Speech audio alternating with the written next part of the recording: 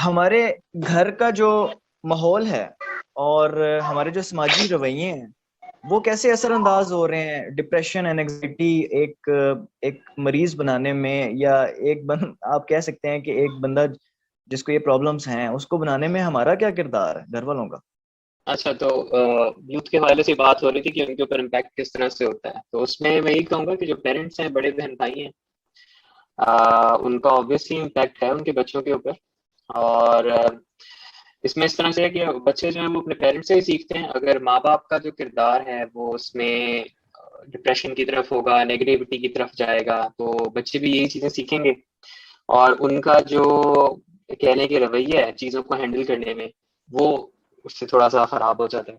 कि अगेन, अगर माँ बाप इस तरह से कह रहे हैं कि यार इस बंदे के पास ये चीज क्यों है, या हमारे पास ये होना चाहिए, तो बच्चे भी वही चीज सीखते हैं। एक तो ये है, दूसरा सबसे बड़ा जो मैंने पॉइंट ऑफ व्यू देखा वो ये है कि माँ बाप जो है वो अपने बच्चों को कंपेयर करते हैं दूसरे बच्चों से, या बड़े बहन भाई है उनकी प्रोग्रेस को कंपेयर कर रहे होते हैं। ये बहुत बड़ा इशू है, क्योंकि मसला ये है कि माँ बाप और बच्चों के बीच में होता है जनरेशन गैप। और ऑब्वियसली वो अपने बच्चों के जो मसले मसाइल हैं उन्हें बहुत एफर्ट करनी पड़ती है उनके लेवल पे जाके सोचने के लिए। और बीइंग पेरेंट्स, हर माँ बाप को ये एफर्ट करनी भी चाहिए। लेकिन सैडली पाकिस्तान में कई मैंने केसेस ऐसे देखे हैं जिसमें माँ बाप को, खास तौर पे जो फादर होता है, अब्बा जी जो होते हैं, उन्हें बच्चों का आई वुड से कि इतना नहीं आइडिया होता कि वो इस वक्त किस किस्म के जो मुश्किलात हैं उनको वो झेल रहे होते हैं। और दूसरा ये कि बच्चा जो है जैसे जैसे ग्रो कर रहा होता है उसको ऑब्वियसली कांस्टेंट केयर की, कांस्टेंट इंस्ट्रक्शंस की जरूरत होती है। और माँ बाप जो हैं ऑब्वियसली उसको उसकी वो नशोनुमा कर रहे हैं, उसको बता रहे हैं, लेकिन बहुत सारी चीजें वो सब्जेक्ट करते हैं कि ये बाहर से सीखेगा, और वो उसको बाहर की इन्वायरमेंट की तरफ थ्रो कर देते हैं, और वो उन चीजों को सीखता है लेकिन एक बड़े डिस्टॉर्टेड तरीके से सीखता है। तो ये पाकिस्तानी जो माँ बाप हैं उनको ये समझना चाहिए कि बच्चे को, मतलब 18 साल की उम्र तक जो सही गलत है उन्होंने सिखाना है। ठीक है। फिर going back to the thing कि जिसमें वो अपने बच्चों की प्रोग्रेस को कंपेयर कर रहे होते हैं। अब हर बच्चा जो है वो अपनी राह पे डिफरेंट है। ठीक है। पाकिस्तानी जो एजुकेशन सिस्टम है वो इस चीज को केटर नहीं करता कि बच्चों का मेंटल लेवल क्या है और वो क्या सीखना चाहते हैं। ठीक है। जिसकी वजह से यही देखा जाता है कि बच्चे मैथ, साइंस और इस तरह की, मैथ और साइंस में डॉक्टर और इंजीनियर बन गया तो बस कामयाब है, अदरवाइज कुछ नहीं है। तो वो इन ये चीजें जो है वो बच्चों पे स्ट्रेस डालती हैं। ठीक है।